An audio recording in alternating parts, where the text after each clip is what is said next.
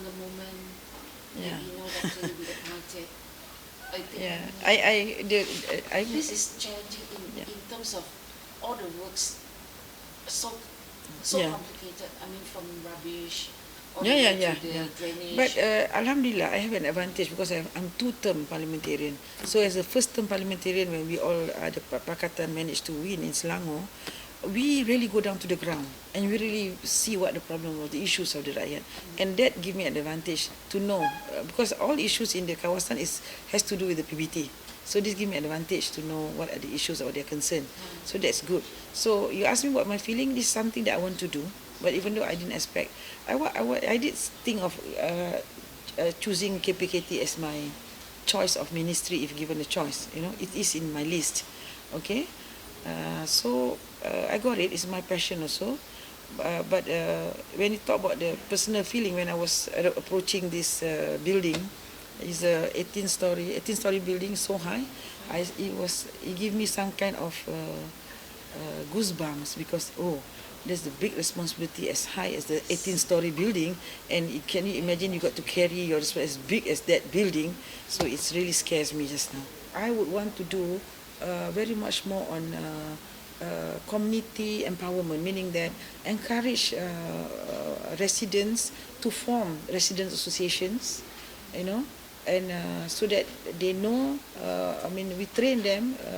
We train them in the management of the resident association. What are the issues that they should be looking into, and they bring up to the proper channel. You know, therefore they go direct to the PBT, and then go to the ministry, and then we know how to go deal with them also direct without going into the so many of the processes and the steps. And so I really hope one day that when they are so empowered, even the budget that coming from the ministry, we can give straight to the community, and they manage their area. You know. So this is kind of decentralized. Yeah, decentralized where we want community empowerment. Empowerment is very important. For instance, for them to do what? No, for instance, now we have budgets like we give to the councillors to do programs, activities, whatever. So if we can, I know this is quite a long-term thing, you know, but quite a long-term thing, but it will take a lot of awareness, education process, awareness program where our Malaysians have to have the capacity to manage their own community. Which country are able to do that? I think in Singapore they have done that. So I think there's some of the advanced countries they have done that. So in Sweden and that kind of thing. So but I have at the moment I have some I have some ideas when I go out traveling, but I didn't know the specific. And now I have to really study in detail where they are. Yeah, because at that time it was not my portfolio. I just think, well, this is very interesting, but it just stays that way, you know. But now since it's become my ministry, I will have to look into it. And there are some countries who are doing that.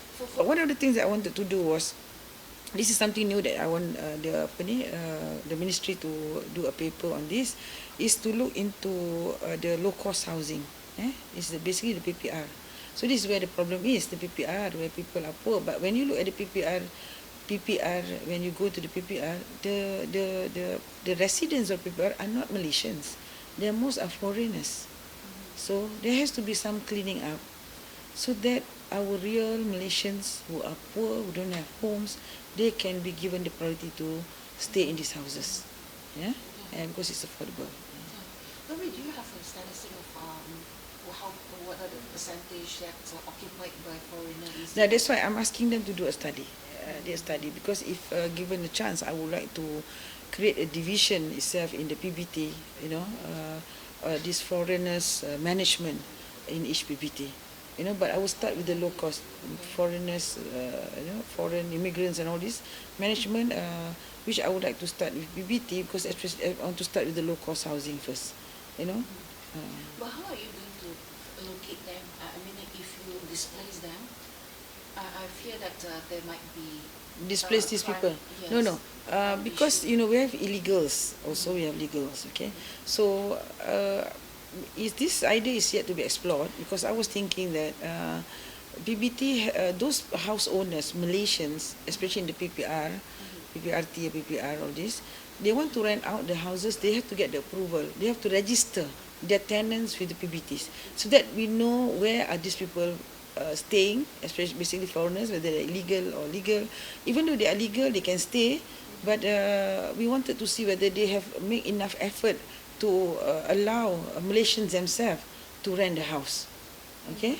Secondly, if they were to rent out to these foreigners, at least we have a list or data bank of the information of these foreigners, and we want to have this program to educate them, to orientate them, so that, you know, because no doubt the ministry at the moment, they said the house buyers for the low cost, they have briefing and all this orientation, but you are briefing the house buyers, but those who staying there are not the house buyers. It's the tenants that you have to educate how to take care of the low cost flats, because it's already the situation and the condition of the low cost flats is really not applicable or conducive or not comfortable enough for the people. And given that kind of mentality and all those to stay in this place, it will even make it worse, the situation of living condition in a PPR.